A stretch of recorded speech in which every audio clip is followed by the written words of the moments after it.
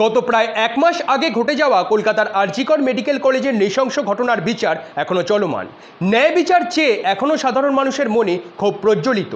রাজ্য জুড়ে এখনও চলছে প্রতিবাদ মিছিল এবং রাত দখল। লিঙ্গ, পেশা, জাতিভেদ এবং স্থান নির্বিশেষে সকলের প্রতিবাদের দাবি একটাই, চাই ন্যায় বিচার, চাই দোষীদের কঠোর থেকে কঠোরতম শাস্তি।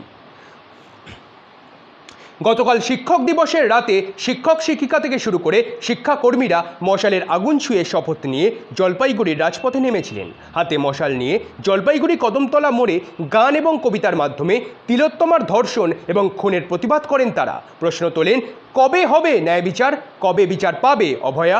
মূলত এই দাবিকে সামনে রেখে হাতে মশাল নিয়ে শহরের পথ পরিক্রমা করে শিক্ষক এবং শিক্ষাকর্মীদের যৌথ মঞ্চের প্রতিবাদ মিছিলটি।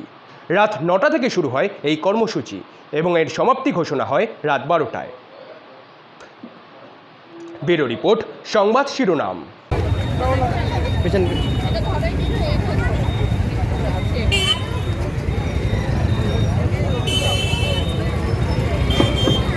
আমাদের মশাল মিছিলের সূচনা করবেন এমপি কলেজের প্রাক্তন অধ্যক্ষ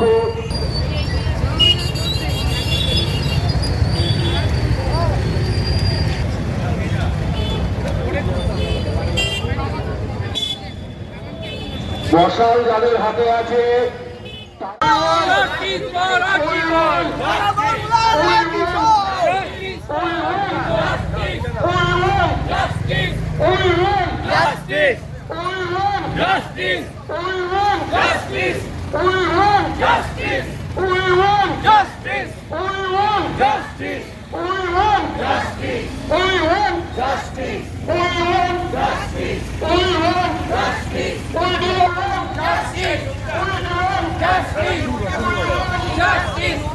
আপনারা দেখছেন সংবাদ শিরোনাম।